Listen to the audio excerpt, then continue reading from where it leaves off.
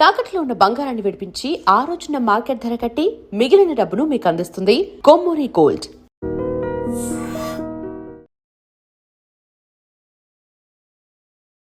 Hi, welcome to I dream. నేను మీ రాజా Peddi.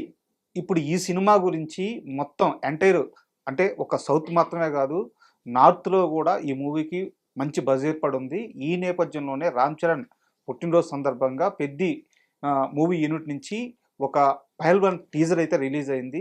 Teaser ఉండేది కేవలం 40 సెకండ్లైనా అందులో షార్ట్స్ కానీ రామ్ చరణ్ లుక్ కానీ అదిరిపోయింది. పెద్ది మూవీ మీద ఇప్పటికే భారీ అంచనాలు ఉండగా ఈ టీజర్ ఇంకాస్త అంచనాలు పెంచేసింది. ఈ నేపథ్యంలో ఈ టీజర్ గురించి మాట్లాడడానికి మనతో పాటు సీనియర్ జర్నలిస్ట్ భరద్వాజ్ గారు ఉన్నారు. ఆయన అడిగి పెద్ద టీజర్ గురించి, రామ్ చరణ్ లుక్ గురించి మరిన్ని విషయాలు తెలుసుకుందాం. సార్ నమస్తే. నమస్తే సార్, టీజర్ వచ్చిన తర్వాత చాలామంది ఒకటే మాట అంటున్నారు, రామ్ చరణ్ లుక్ చూస్తుంటే ఏదో ఒక ఆంజనేయ స్వామి చూసిన ఆ ఫీల్ కలుగుతుంది, అవును, ఆ కటౌట్ అట్లా ఉంది అని చెప్పి. అవును అవును మీకు ఎలా అనిపించింది? సాలిడ్ గా ఉంది. ఆయన అంటే ఆయన విగ్రహం సాలిడ్ గా ఉంది. సార్, ఆ సాలిడ్ గా ఉండటంతో పాటు గద పట్టుకుని కూర్చున్నటువంటి పోస్చర్ ఏదైతే ఉందో అది జనాల్ని విపరీతంగా అట్రాక్ట్ చేస్తోంది. సార్, అది ఆయన పేరు రామ్ చరణ్. రామ్ చరణ్ అంటే రాముడి చరణాల దగ్గర ఉండేవాడు ఆంజనేయ స్వామి. సార్, ఆంజనేయ స్వామి భక్తుడు ఆయన తండ్రి గారు, సార్, అందుకని కొడుక్కి ఆ పేరు పెట్టుకున్నాడు. ఇప్పుడు ఆ పేరుకి సార్థకత చేకూరే పద్ధతిలో ఆ గెటప్, ఆ పోస్చరు నడిచింది. ఆ నడవటం అనేది ఫ్యాన్స్ను విపరీతంగా గ్రిప్ చేసింది. సార్, ఇదొక గొడవ అయితే, ఆయన పుట్టినరోజు, ఈ పోస్టర్ రిలీజు, ఈ రెండు శ్రీరామనవమి సందర్భంగా జరగటం అనేది ఇంకొక వాళ్ళకి ఇంకొంచెం ఆస్పీషియస్గా అనిపించినటువంటి సందర్భం. ఇవన్నీ కనెక్ట్ అవటం వలన ఇప్పుడు ఒక స్పెషల్ ఇమేజ్ వచ్చింది ఆ గ్లిమ్స్కి. ఆ గ్లిమ్స్కి స్పెషల్ ఇమేజ్ వచ్చింది అనేది దానికి వస్తున్నటువంటి వ్యూస్ని బట్టి అర్థమవుతుంది. ఇది విపరీతంగా పుష్ చేస్తున్నారు జనంలోకి, అది నడుస్తుంది. ఇప్పటి వరకు పెద్ద నుంచి వచ్చిన ప్రమోషనల్ కంటెంట్ ప్రతిదీ జనాల అటెన్షన్ గ్రాప్ చేసిందే, కాకపోతే వాటన్నిటిని మించి ఇది ఇంకొక అడుగు ముందుకెళ్లే అవకాశం కనిపిస్తోంది. సూపర్. మేకింగ్కి సంబంధించి అలాగే ఇప్పటి వరకు మనకి పెద్ద సినిమా స్పోర్ట్స్ బ్యాక్గ్రౌండ్లో జరిగే సినిమా అని వాళ్ళు ముందే చెప్పారు. అయితే కేవలం పర్టికులర్గా ఒక క్రీడ అన్నట్టుగా నడిచింది. కానీ ఇక్కడ వచ్చేసరికి కుస్తీ పోటీల వ్యవహారం, మల్ల యుద్ధ పోటీల వ్యవహారం ఏదో కనిపిస్తోంది. ఈ మల్ల యుద్ధ పోటీలను ఇండికేట్ చేస్తూ ఒక డైలాగ్ ఉంది అవతల వైపు నుంచి. అంటే రామ్ చరణ్ కి ప్రత్యర్థి పాత్రని చూపించలేదు కానీ డైలాగ్ వినిపించాడు. ఆ డైలాగ్ లో చాలా స్పష్టంగా, నువ్వు బ్యాట్ పట్టుకొని బాలుని ఎదురెళ్ళి కొట్టడం కాదు, ఇది కుస్తీ పోటీ. కుస్తీ పోటీ అంటే ప్రాణంతో చావుకు ఎదురెళ్ళటం అనేది డైలాగ్. ఈ డైలాగ్కి ఆటే నా పొగరు అనేటువంటి రిప్లైతో ఎండ్ చేస్తాడు. అంటే ఈ రెండు డైలాగుల మధ్య ఉన్నటువంటి గ్యాప్లో ఈ మొదటి డైలాగ్ చెప్పినటువంటి వ్యక్తిని మట్టి కరిపించటం అనేది కూడా నడిచింది. ఈ మట్టి కరిపించిన తర్వాత ఈ ఆంజనేయ స్వామి పోస్చరు, గద వ్యవహారం, ఈ హడావిడి అంతా అయిపోయిన తర్వాత కంక్లూడింగ్ డైలాగ్ పెట్టారు, ఆటే నా పొగరు అని. దీనికి ముందు రిలీజ్ అయినటువంటి ఒక పాట విన్నాం మనం, ఒక మోటివేషనల్ సాంగ్ ఒకటి పెద్ద నుంచి వచ్చింది. ఆ పాటలో ఊరి యువతని మొత్తాన్ని కూడా స్పోర్ట్స్ వైపు డ్రైవ్ చేస్తూ నడుస్తుంది అదంతా. అంటే ఏదో సాధించటం అనేది ఈ క్రీడా నేపథ్యం వెనకాల ఉంది అనేది అర్థమవుతోంది. ఎవరినో సాధించటం, అది కేవలం ఏదో క్రికెట్టో లేకపోతే ఒకటో కాదు, టోటల్ స్పోర్ట్స్ ఏరియా. మేబీ అంటే ఢిల్లీలో కూడా షూట్ జరిగింది దీనికి సంబంధించి. ఢిల్లీలో జరిగింది, స్టేడియంలో షూట్ అన్నారు నిన్న మొన్న. ఆ స్టేడియం షూట్ సందర్భంగా ఆయన గాయపడ్డాడు అనేది కూడా విన్నాం మనం. కంటి దగ్గర ఏదో చిన్న గాయమైంది, రోప్ కట్ అయి. దానికి సంబంధించి ట్రీట్ చేసినటువంటి డాక్టర్ గారికి అభినందనలు చెప్తూ చిరంజీవి గారు ట్వీట్ చేశాడు. అయితే అది చిన్న గాయమే. ఆయన నిన్నే సెట్కి వచ్చాడు, అభిమానుల్ని కలిశాడు. అక్కడ నిన్న అభిమానుల మీటింగ్ ఒకటి నడిచింది.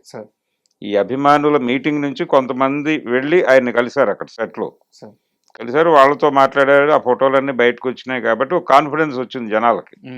ఈ కాన్ఫిడెన్స్ బిల్డ్ అయిన తర్వాత దాని నెక్స్ట్ లెవెల్కి ఉమ్, ఇది పట్టుకెళ్ళింది సార్ ఈ గ్లిమ్స్ అనేది. సార్ అందుకని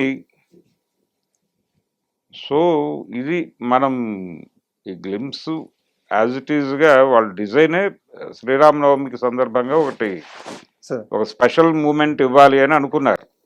అంటే వాళ్ళకి కలిసి వచ్చింది ఇదంతా ఉమ్, సినిమాకి.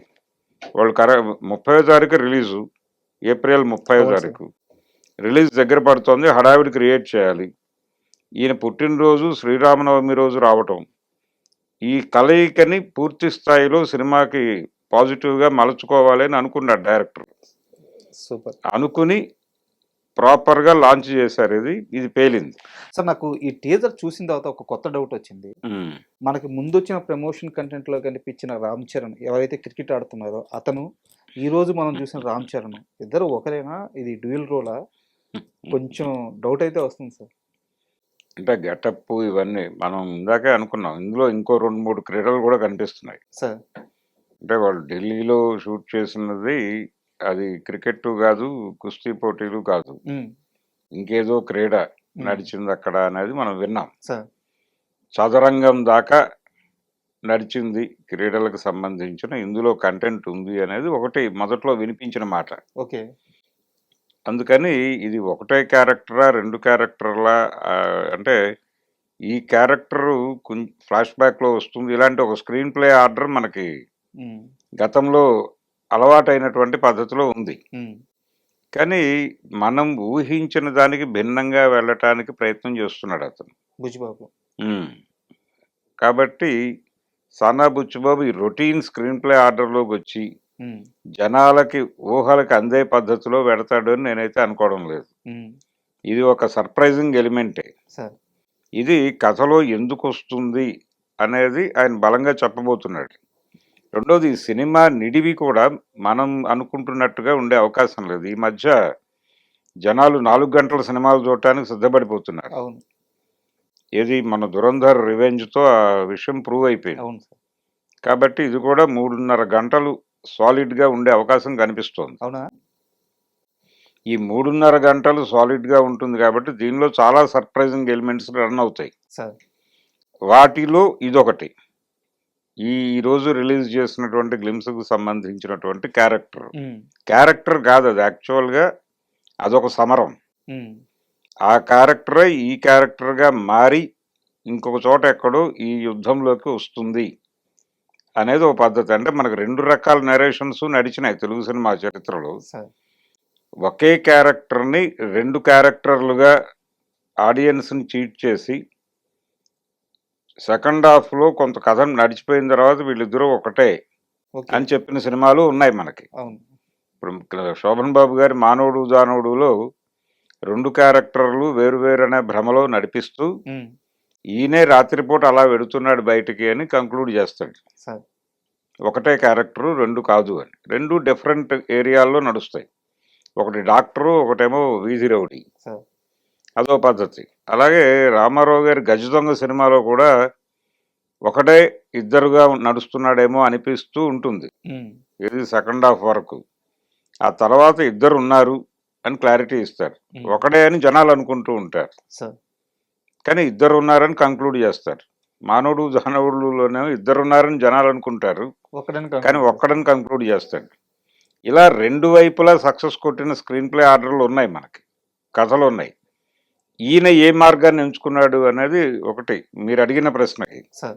నేను అనుకోవటం ఈ 2 అయ్యుండే అవకాశం లేదు. ఉమ్, ఈ భ్రమలు కల్పించడం అనేది అంటే జనాలు ఇలా ఆలోచించాలి అనేది కూడా ఒక వ్యూహం ఉంటుంది. అలా జనం మాట్లాడుకుంటూ ఉండగా ఇంకేదో జరుగుతుంది తెర మీద. సార్ సో ఆ 3వ మార్గాన్ని ఎంచుకుని ఉంటాడు బుచ్చిబాబు అని నేను అనుకుంటున్నా. సినిమా మీద చాలా కేంద్రీకరణ ఉంది వీళ్ళకి. అయితే స్పోర్ట్స్ బ్యాక్డ్రాప్ అనగానే స్పోర్ట్స్ మాఫియా ఏవైనా ఇన్వాల్వ్ అయిందా, దాని తాలూకా కంటెంట్ ఏదైనా ఉమ్, ఈ సినిమా కోసం వాడారా? ఇప్పటి వరకు మనకి స్పోర్ట్స్ సినిమా అనగానే ఒకే నేరేటివ్ ఉంది. అంటే ఎవరో ఒక బలహీన వర్గాలకు చెందినటువంటి వ్యక్తి వాడు ఒక అచీవర్గా మారాలి అనుకున్నప్పుడు వాడికి మధ్యలో ఉండే సాధక బాధకాలు, ఒక అద్భుతమైన గురువు దొరకటం, ఉమ్, ఆ గురువు వీడిని మలచటం, అంతర్జాతీయ స్థాయిలో వీడు సక్సెస్ అవ్వడం. సక్సెస్ అవ్వటం ఈ పద్ధతిలోనే మనం కథలు చూస్తూ వచ్చాం. సార్ ఏది అశ్వని దగ్గర నుంచి మొదలు పెడితే భద్రాచలం గాని భద్రాచలం ఇవన్నీ అదే ఇవన్నీ కూడా. లైన్ లో నడుస్తాయి. అవును. కానీ ఇది ఆ లైన్ కూడా అనిపించట్లేదు. ఆ లైన్ ఏమో అనిపించే ఛాయలు కూడా ఉన్నాయి. కానీ అది కూడా కాదు అది కూడా అయి ఉండే అవకాశం కనిపించట్లేదు. సార్.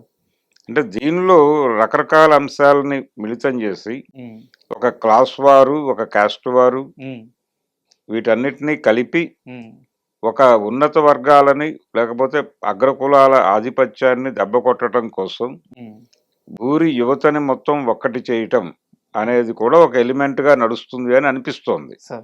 ఈ క్రమంలోనే స్పోర్ట్స్ మాఫియా ఇన్వాల్వ్మెంట్, ఉమ్, ఉమ్, వాళ్ళు ఎలాంటి అంటే ఎవరినైనా వాడేసుకునే ప్రయత్నం చేస్తారు. Correct correct. అవును. ఈ వాడకాలకు సంబంధించి జరుగుతున్నటువంటి దారుణాలు, క్రీడాకారుల జీవితాల్లో వస్తున్న మార్పులు, వీటిని అడ్రస్ చేయడానికి ఒక బిగ్గర్ రేంజ్కి ఆ క్యారెక్టర్ వెళ్ళిపోయే అవకాశం కూడా కనిపిస్తోంది. సో అంటే స్పాన్ అనేది చాలా వైడ్ గా ఉండబోతుంది. వైడ్గానే ఉండబోతోంది అనేది మనకి ఇప్పటివరకు వాళ్ళు బయటకు వదిలిన ప్రమోషనల్ కంటెంట్ నుంచి అర్థమవుతోంది. సార్ కాబట్టి ఇది 3.5 గంటల సినిమా అయ్యే అవకాశం ఉందని చెప్తున్నాను. మీరు చాలా బలంగా చెప్తున్నారు. మీకు ఏమైనా చిన్న లీక్ ఏమైనా తెలిసిందా? లేదు లేదు, ఏం లేదు, నేను ఊహిస్తున్నాను అంతే. ఓకే. రెండోది, ఇప్పటి వరకు వాళ్ళు 2 భాగాలు 3 భాగాలు అనే మాట ఎక్కడా మాట్లాడలేదు. అవును రిలీజ్ డేట్ దగ్గరకు వచ్చేస్తోంది. సార్. షూటింగ్ ఏప్రిల్ 15 వరకు నడుస్తుంది అనే మాట వింటున్నాం. ఉమ్, ఇప్పుడు ఈ గ్లిమ్స్ నుంచి ఒక కొత్త ఏరియా ఓపెన్ చేశాడు. సార్. ఇప్పుడు ఓపెన్ కాని ఏరియా ఒకటి ఉంది ఇంకా. దీనికి సంబంధించి సుకుమార్ కానీ ఆయన టీం డైరెక్టర్స్, అంటే ఆయనతో ట్రావెల్ అయ్యి తర్వాత డైరెక్షన్లోకి వచ్చినటువంటి మెగాఫోన్ పట్టుకున్న వాళ్ళు కూడా ఉమ్, ఐటెం సాంగ్స్కి ఒక స్పెషల్ స్టేటస్ ఇస్తూ వస్తున్నారు. సార్. కాబట్టి సుకుమార్ సినిమా అనగానే ఐటెం సాంగ్ ఎలా ఉండబోతోంది అనేది కూడా ఒక ప్యారలల్ చర్చ నడుస్తుంది. ఉమ్, ఉమ్, ఉమ్, ఇందులో సుకుమార్ రైటింగ్స్ వాళ్ళు కూడా సహనిర్మాతలు. సార్. అందులో రామ్ చరణ్, ఆయన చేయబోయే తర్వాత సినిమా హీరో ఈయనే. అవును. కాబట్టి ఇది కూడా స్పెషల్గా ఉండాలి. ఉమ్, ఇందులో ఐటెం సాంగ్ ఎవరిని వాడతారు అంటే ఆల్రెడీ ఇంతకుముందు శ్రీలీలని వాడారు, సార్. అంతకు ముందు సమంతని ఉమ్, వాడారు, అవును. ఇలా నడుస్తూ వస్తోంది. పూజా హెగ్డే కూడా. పూజా హెగ్డే కూడా చేసింది అవును. రంగస్థలం. ఈ ప్రయాణంలో ఇప్పుడు ఎవరు, వాట్ నెక్స్ట్ అనేది ఒక ప్రశ్న సో ఉంది. ఇది కూడా ఒక సర్ప్రైజింగ్ ప్యాకేజ్ ఉందంటారు. ఇది ఉంది నెక్స్ట్. నెక్స్ట్. అయితే నేనేమనుకుంటున్నానంటే ఇది ఇది పాన్ ఇండియా సినిమా అంటున్నారు. ఆయనకు గ్లోబల్ స్టార్ సార్. ఇమేజ్ ఉంది, ఆయనకు ఆల్రెడీ ప్రపంచ మార్కెట్లోకి ఎంట్రీ ఇచ్చున్నాడు అవును RRRతో. సార్. ఆ అడ్వాంటేజ్ తీసుకుని ఈ సినిమాని అంటే ఇతర భాషల్లోకి, ఇప్పుడు రాజమౌళి చేస్తున్న ప్రయోగం అదే 120 నుంచి 160 భాషలు అంటున్నారు. ఉమ్, ఉమ్, అంటే ఫ్రాన్స్లో ఫ్రెంచ్లో రిలీజ్ అవుతుంది ఆ సినిమా, సార్. స్పెయిన్లో స్పానిష్లో రిలీజ్ అవుతుంది. సార్. అలాంటి మోటివేషన్ ఏదో ఓ ప్రోగ్రామ్ నడుస్తుంది, ఆలోచన ఉమ్, వారణాసికి. వారణాసికి. అలాంటి ఆలోచన వీళ్ళు కూడా ఏమైనా చేస్తున్నారా? ఈయన అంటే ఈ ముఖం తెలుసు అక్కడ, ఉమ్, రామ్ చరణ్ అనే ముఖం తెలుసు అనే అడ్వాంటేజ్ పట్టుకుని ఉమ్, కొత్త మార్కెట్లు ఓపెన్ చేసుకుంటూ వెళ్ళటమే. సార్. ఆ ప్రయోగం చేస్తున్నారు అనడానికి సాలిడ్ ఇన్ఫర్మేషన్ ఏం లేదు ఇప్పటిదాకా. ఉమ్, కాబట్టి ఇది పాన్ ఇండియా లెవెల్లోనే ఆలోచిస్తున్నారు అనుకుంటే, అలా గనక కన్ఫైన్ అయితే ఈ కంటెంట్కి సంబంధించి ఈ 4 ప్రధాన భాషలు ఉన్నాయి. అంటే తెలుగు, తమిళ్, మలయాళం, దాంతోపాటు హిందీ. ఉంది. ఈ లాంగ్వేజెస్ నుంచి 4 హీరోయిన్లను తీసుకుని ఉమ్, ఆ ఐటెం సాంగ్ ప్యాక్ చేసినా ఆశ్చర్యం లేదు. ఓకే. మేము మార్కెట్ని గ్రాప్ చేయటమే మా ప్రోగ్రామ్ కాబట్టి మేము ఈ తరహాలో వెళ్ళబోతున్నాం ఉమ్, అని ఆయన రేపు పొద్దున్న సర్ప్రైజ్ చేయవచ్చు. మీకు ఏదో చిన్న ఇన్ఫర్మేషన్ వచ్చినట్టుంది. లేదు లేదు లేదు లేదు. మామూలుగా చెప్తున్నాను ఊహించి. ఆ, సో ఇలాంటి ప్రమాదం కూడా ఒకటి ఉండే అవకాశం ఉంది. సార్. ఇప్పటి వరకు బయటకు వచ్చేది అంటే వాళ్ళు నెక్స్ట్ షూట్కి వెళ్ళబోయేది అదే. ఉమ్, ఈ యాక్షన్ ఎపిసోడ్ ఏదో నడుస్తోంది, సార్. ఇది అయిపోయిన తక్షణం వాళ్ళు వెళ్ళేది సాంగ్ టేకింగ్కి. సార్. అది అయిపోతే జాన్వీ కపూర్కి ఈయనకి మధ్యలో ఏవో కొన్ని సీన్స్ బ్యాలెన్స్ ఉన్నాయంటున్నారు. ఉమ్, ఉమ్, ఉమ్, అది వాళ్ళిద్దరు సోలో షార్ట్స్ ఏవో అవి కంప్లీట్ చేసేస్తే సినిమా అయిపోతుంది. సార్. రెండోది, చాలామంది ఏమనుకుంటున్నారంటే సినిమా మేకింగ్ అయిపోయిన తర్వాత ఈ హార్డ్ డిస్క్లు పంపించి ఉమ్, విఎఫ్ఎక్స్ ఆ వ్యవహారాలన్నీ తర్వాత జరుగుతాయి అనుకుంటున్నారు. ఇప్పుడు ఆ పరిస్థితి లేదు. సార్. ఇప్పుడు ప్రతిదీ ప్యారలల్ గానే జరుగుతోంది. అవును. సేమ్ డే అంటే విజువల్ ఎఫెక్ట్స్ టీమ్ కూడా షూటింగ్ స్పాట్ లో వాళ్ళు కూడా క్యారీ అవుతున్నారు. వాళ్ళకి కావాల్సిన లొకేషన్స్ మార్క్ చేసుకుని, అంటే ఎక్కడ వాళ్ళు ఎంటర్ కావాల్సి వస్తుందో వాళ్ళు సెట్లోనే మార్క్ చేసుకుంటున్నారు. అవుట్డోర్ లొకేషన్స్ లో కూడా వాళ్ళు మార్క్ చేసుకుంటున్నారు. ప్యారలల్ వర్క్ గా వెళ్ళిపోతుంది. అయిపోతుంది. ఈ రోజు షూట్ ఈ రోజు వాళ్ళ పని వాళ్ళు చేసేసుకుంటున్నారు. ఉమ్. ఎడిటింగ్ అయిపోయిన మరుక్షణం కంటెంట్ పట్టుకెళ్ళిపోయి వాళ్ళు కొట్టేస్తున్నారు. పోస్ట్ ప్రొడక్షన్ అంటూ సపరేట్ గా ఒక టైం లూప్ పెట్టుకొని అంత అవసరం లేదు, ఇప్పుడు అన్ని ప్యారలల్ గా నడిచిపోతున్నాయి. అందుకని చాలా మంది ఏమనుకుంటున్నారంటే ఇది రిలీజ్ డేట్ వీళ్ళు 30 అని చెప్తున్నారు, ఏప్రిల్ 30 అని అనౌన్స్ చేశారు, 15 వరకు షూటింగ్ జరుగుతుంది అంటున్నారు. అవుతుందా అవదా అనేది ఒక గొడవ ఉంది. కానీ ఈ రోజు వీళ్ళు ఈ గ్లిమ్స్ లో కూడా మరోసారి నిర్ధారించారు, అవును సార్, ఏప్రిల్ 30 మేము వస్తున్నాము అని. అయితే ఈ ప్రమోషనల్ వర్క్ ఒకటే కీలకం దీనిలో. మేకింగ్ కి సంబంధించిన కన్ఫ్యూజన్స్ ఏమీ లేవు ఎవరికి. ప్రమోషన్ కి సంబంధించి మాత్రమే ఉంది. అంటే ప్రతి లాంగ్వేజ్ లోనూ ఈ సినిమాని పరిచయం చేసుకుంటూ వెళ్ళాలి. ఏ లాంగ్వేజ్ కి వెళుతున్నారో ప్రతి చోట కూడా సోషల్ మీడియా దగ్గర నుంచి మెయిన్ స్ట్రీమ్ మీడియా వరకు వీళ్ళు ఈ సినిమా గురించిన చర్చలు జరుపుతూ ఉండాలి నిరంతరం. అలా నడపటం ద్వారా మాత్రమే సినిమా ఆ లాంగ్వేజెస్ లో పుష్ అవుతుంది. ఆ ఏర్పాట్లు ఏం చేస్తున్నారు, దానికి తగిన టైం తీసుకున్నారా అనేది ఒక్కటే తప్ప మిగిలినది ఏది కన్ఫ్యూజన్ లేదు పెద్దకి సంబంధించి. సార్ నాకు ఈ మొత్తం టీజర్ చూసిన తర్వాత అంటే ఒక చిన్న డౌట్ అని కూడా కాదు, కానీ రామ్ చరణ్ గారి డెడికేషన్ గురించి మాట్లాడాలనిపిస్తుంది సార్. ఎందుకంటే ఆ బాడీ ట్రాన్స్ఫర్మేషన్ కానీ, అవును, అంటే ఆయన ఒక మెగాస్టార్ కొడుకు, సూపర్ స్టార్ డమ్, అంటే కొత్తగా ఈ రోజు ఏం ప్రూవ్ చేసుకోవాల్సిన అవసరం లేదు. ఆయన చూడని హిట్ లేదు, ఆయన చూడని సక్సెస్ లేదు, పెద్ద మార్కెట్, బట్ స్టిల్ ఆ మేక్ ఓవర్ చూస్తే, ఆ ట్రాన్స్ఫర్మేషన్ చూస్తే ఒక రకమైన ఫస్ట్ ఆ షార్ట్ చూడగానే గూస్ బంప్స్ వచ్చినాయి సార్. వారసత్వం కోసం, అంటే వారసత్వం చాలా మందికి భారం కూడా అవుతుంది. దాన్ని నిలబెట్టుకోవడం కోసం, మెగాస్టార్ పేరు నిలబెట్టడం కోసం ఆయన పడుతున్న కష్టం, ఇంతమంది అభిమానులు కాపాడుకోవడానికి ఆయన పడుతున్న కష్టం. సో ఒక్కసారి మెగా పవర్ స్టార్గా, గ్లోబల్ స్టార్గా రామ్ చరణ్ ఆ డెడికేషన్ చూస్తే మీకు ఏమనిపిస్తుంది ఒక సీనియర్ జర్నలిస్ట్? అంటే ఇప్పుడు ఏదైనా సరే ఆయన ఎంట్రీ పాస్ మాత్రమే సార్. నెపోటిజం అనేది ఒక ఎంట్రీ పాస్ లాంటిది. ఎంటర్ అయిన తర్వాత ఎవరి యుద్ధం వాళ్ళు చేసుకోవాల్సిందే. కరెక్ట్. ప్రస్తుతం ఉన్నటువంటి పోటీ సినిమా రంగంలో అన్ని విధాల కంటెంట్ పరంగాను పోటీ ఉంది. అలాగే హీరోలు వాళ్ళ ఎలివేషన్స్కి సంబంధించి, అలాగే వాళ్ళ నటనకు సంబంధించి విపరీతమైన పోటీ ఉంది. ఎలా తెర మీద తన్ని తాను ప్రమోట్ చేసుకుంటున్నాడు, ప్రొజెక్ట్ చేసుకుంటున్నాడు, ఇవన్నీ గమనిస్తుంది ప్రపంచం. అందుకని వాళ్ళు చాలా కాన్షియస్గా ఉంటున్నారు. గతంలో కంటే ఎక్కువ శ్రమ తీసుకుంటున్నారు. ఈ ఎక్కువ శ్రమ తీసుకోవటం అనేది అనివార్యమైంది. ఎందుకంటే ప్రేక్షకుల ఆలోచన స్థాయి పెరిగింది. ఆ పెరిగిన ఆలోచన స్థాయిని అందుకోవటం కోసం పడుతున్న తిప్పలవి.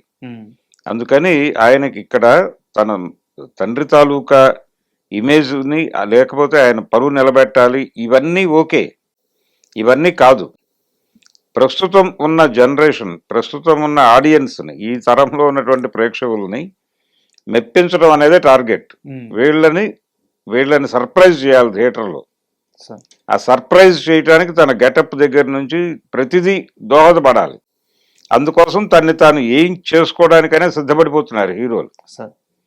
ఎటువంటి రిస్క్ అయినా ఏదైనా చేయటానికి వాళ్ళు ముందుకు వస్తున్నారు. మేము చేస్తాం, మీరు డిజైన్ చేయండి ప్రాపర్గా అని అడుగుతున్నారు డైరెక్టర్లను. అందుకని ఆ ప్రెజర్లో నుంచి వస్తున్నది ఇది. ప్రేక్షకుల్ని మెప్పించటం అనేది ఇప్పుడు అంత ఈజీ కాదు, గతంలో లా కాదు. ఇప్పుడు మారిపోయిన పరిస్థితుల రీత్యా ఆయన పడుతున్నటువంటి కష్టంగానే చూస్తాను అది. మిగిలిన ఏదో వాళ్ళకి ఇమేజ్ ఉంది, ఒక పాత చరిత్ర ఉంది, ఆ చరిత్రను నిలబెట్టుకోవడానికి ఏదో కష్టపడుతున్నారు, ఇవన్నీ కాదు. తన ఆడియన్స్ని తాను నిలబెట్టుకోవడంతో పాటు ఈ జనరేషన్ని తన వైపు తిప్పుకొని తనతో నడిపించుకోవటం కోసం కష్టపడుతున్నాడు. అంటే పెద్ద అనగానే గత కొన్ని సంవత్సరాలుగా, అంటే ఎప్పుడైతే ఇది అనౌన్స్ అయిందో అప్పటి నుంచి, ప్రాజెక్ట్ అనౌన్స్ అయిందో అప్పటి నుంచి కూడా బుచ్చిబాబు అనగానే కొంతమందికి ఫస్ట్లో కొంచెం చిన్న డైరెక్టర్, కొత్త డైరెక్టర్, రామ్ చరణ్ హ్యాండిల్ చేస్తాడా చేయడా, ఇలాంటి డౌట్లు ఉండే. ఒక్కో ప్రమోషన్ కంటెంట్ రావడం, పాటలు రావడం, టీజర్ అవును. రావడం, ఈరోజు ఈ పైల్వాన్ టీజర్ రావడం, ఇయన్నీ ఒక్కోటి వస్తున్న కొద్దీ అన్నీ కూడా అందరి డౌట్స్‌ని ఈయన పటాపంచలు చేస్తూ వస్తున్నారు. అవును. బుచ్చిబాబు వర్క్ చూస్తే ఏమనిపిస్తుంది? అంటే తను చాలా బిగ్ స్కేల్‌లోనే ఆలోచించాడు ఈ సినిమాని. హ్మ్. ఆలోచించాడు. కొత్త ఏరియాలో కథను నడపాలనుకుంటున్నాడు. హ్మ్. దాన్ని ప్రాపర్‌గా ఎగ్జిక్యూట్ చేయడానికి ఎంత కష్టపడాలో అంత కష్టపడుతున్నాడు. అయితే ఇతని ఆలోచన విధానము, ఇతను ఏ స్కేల్‌లో వెడుతున్నాడు దీన్ని హీరో కన్విన్స్ అయ్యాడు. So, correct. కన్విన్స్ అయ్యి తనకి సహకరిస్తున్నాడు. నమ్మాడు.